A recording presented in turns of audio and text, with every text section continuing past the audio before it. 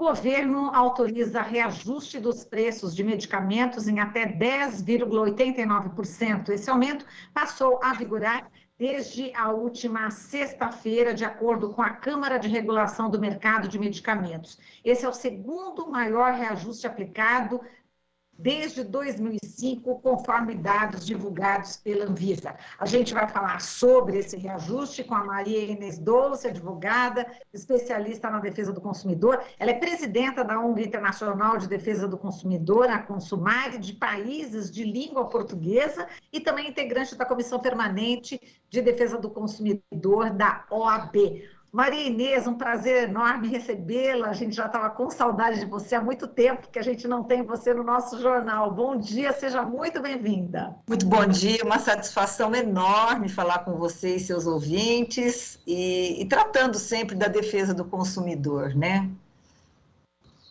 Bom, Maria Inês, vamos começando aqui falando sobre esse percentual, né, de 10,89%, já tinha sido, inclusive, já antecipado, né, pelo Sindicato da Indústria de Produtos Farmacêutica, o Sindusfarma. Agora, pela legislação em vigor, o reajuste anual dos preços de medicamentos é definido considerando a inflação, só que a gente teve aí essa alta acima da inflação, não é isso, Maria Inês? Olha, é verdade, no momento delicado da vida de todos nós, né, principalmente daqueles que precisam de medicamentos, os idosos, né, de uso contínuo ou não, mas apesar do reajuste, nós temos algumas dicas, lógico, né, porque o reajuste realmente, ele foi muito acima, como você disse, mas as alternativas que o consumidor tem que buscar principalmente uma pesquisa de preço, começar pela pesquisa de preço, isso é fundamental, porque, na verdade, você tendo noção do que você vai pagar, você pode estar encontrando preços melhores em diversas redes de farmácias, né? Uma outra dica que as pessoas se confundem muito até, né? A diferença, por exemplo, do genérico e do similar. Eles não são iguais. Por quê? O genérico, ele passa por um teste de bioequivalência, aprovado pela Anvisa.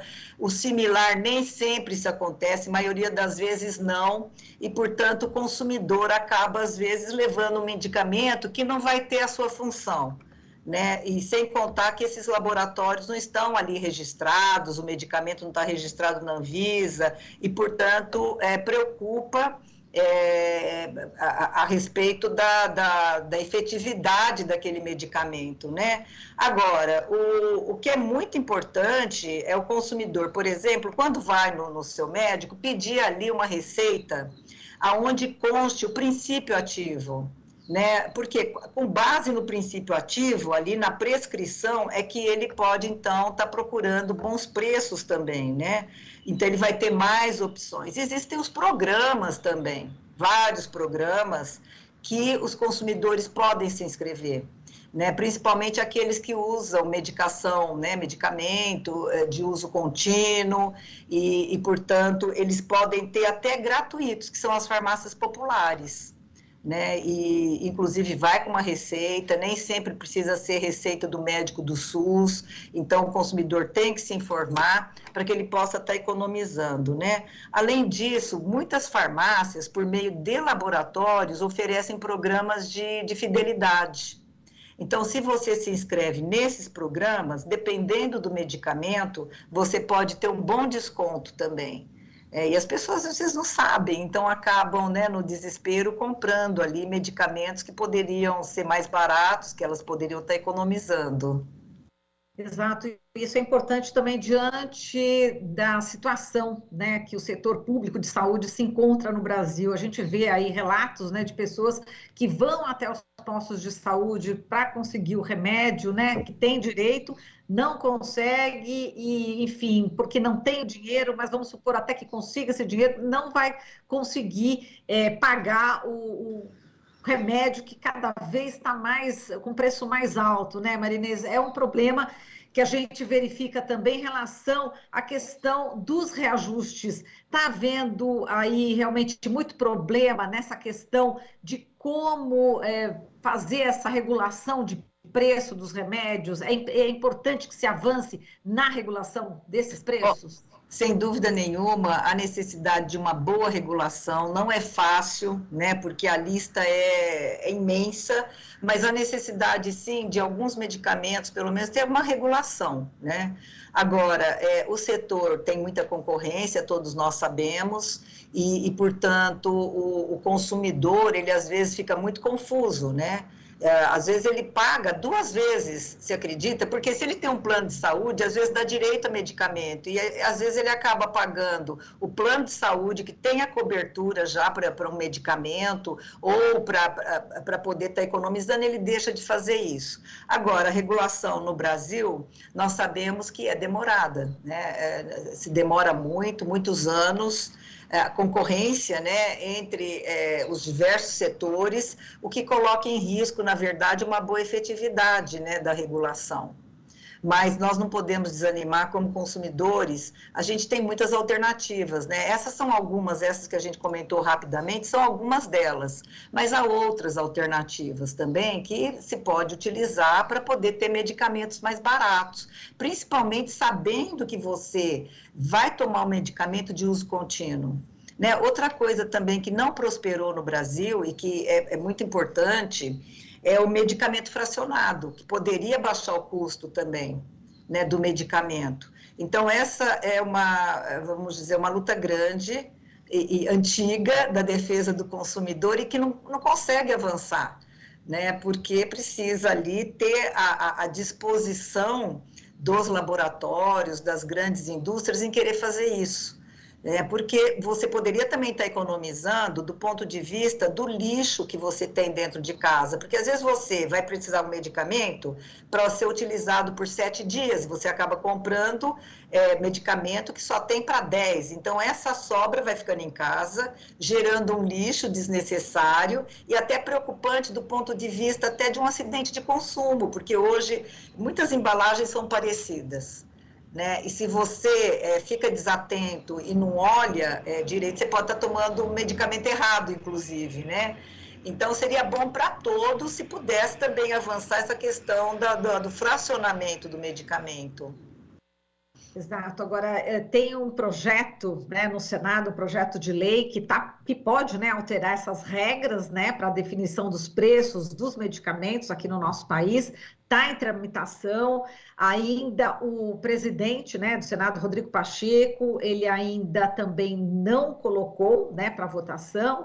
É o PL 5.591/2020, de autoria do senador Fabiano Contarato, do Espírito Santo. Ele prevê, entre várias coisas, a possibilidade de reajustar os valores para baixo, né? E coloca também novos requisitos de transparência para a indústria farmacêutica, justamente para garantir preços teto, aquele preços, né, o máximo, mais justos.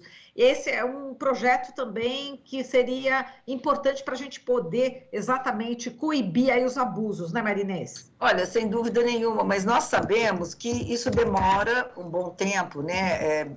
Mesmo partindo do Senado, nós sabemos que a concorrência é grande, né? O lobby dos laboratórios, das empresas também são poderosos. Então, o que tem que ser feito mesmo seria tentar, por exemplo, regular algumas coisas que ainda estão desreguladas, né, evidente, colocar em prática alguns dos itens, né, que poderiam estar beneficiando o consumidor, ampliar, por exemplo, o acesso desses medicamentos, né, e nós sabemos que às vezes há medicamentos que são impossíveis de serem entregues pelo SUS. Né, são medicamentos que ainda estão em fase experimentais, são medicamentos que têm um custo muito elevado para algumas doenças que ainda estão se buscando ali algumas soluções, ou então estão ainda se tentando encontrar a melhor forma de poder estar tratando daquela doença. Então, nós sabemos que é difícil. Nós sabemos que a indústria ela poderia estar economizando, poderia estar, por exemplo, trazendo mais transparência, no sentido de aceitar também o fracionamento, porque o fracionamento ele traria as cartelas ou o medicamento de acordo com o que está sendo diagnosticado, com a necessidade do consumidor para aquele período. Isso também geraria um menor custo e também, lógico, reduziria ali as embalagens, né, que também são caras. Nós sabemos que as embalagens também entram ali no cômputo, né, e tem o repasse para o consumidor. Então, a nossa preocupação com relação aos reajustes é justamente essa, que se possa, a partir de um ponto de regulação, que seja transparente, acessível a todos, que se possa fornecer, né, medicamentos que realmente contemplem as necessidades dos consumidores e das doenças. Exato, e a gente vê aquele preço, né? Eu lembro que teve uma época, né, que houve aí o congelamento de preços dos remédios, e a partir daí as farmácias começaram, logo depois, começaram a colocar o preço lá em cima, e quando você ia comprar, eles davam aquele desconto grande, mas o preço do teto era lá em cima. Isso ainda continua e precisa mudar, né, Marinês? Sabe o que é? O que leva em conta também, né, o que encarece, por exemplo, além de muitos fatores, né, que são relativos entre os setores da economia, os preços do próprio setor farmacêutico, o fator, por exemplo, que é baseado nos ganhos de produtividade do setor, isso também integra a base de cálculo dos medicamentos, né? Então, isso acaba levando o preço lá nas alturas. Agora, esse reajuste que foi aprovado, ele é um reajuste que realmente é muito elevado no momento em que as pessoas elas estão precisando economizar, né? Nós sabemos que hoje nós temos muitos endividados no país, aumentou geometricamente, exponencialmente hoje o endividamento das pessoas e elas tentam economizar de qualquer forma. Então, ao buscar alternativas, né, isso seria muito bom, porque as empresas, elas é que regulam os preços, né? E elas poderiam fazer com que o impacto desse aumento poderia ser menor se elas oferecessem aos consumidores alternativas, descontos, até programas de fidelidade, como nós comentamos. Então, é um setor que precisa, na verdade, acertar novamente a forma de trazer medicamentos que sejam acessíveis. Tá certo, Marinês. A gente agradece aqui a sua participação. Muitíssimo obrigada e muito prazer em revê-la, viu? Um abraço. Um abraço, uma satisfação enorme falar com você e seus ouvintes. Obrigada. Falamos aqui com a Maria Inês Doce, advogada, especialista na defesa do consumidor, presidenta da ONG Internacional de Defesa do Consumidor, a Consumare de Países de Língua Portuguesa, integrante da Comissão Permanente de Defesa do Consumidor da OAB. Você está ouvindo Jornal Brasil Atual. As notícias que os outros não dão.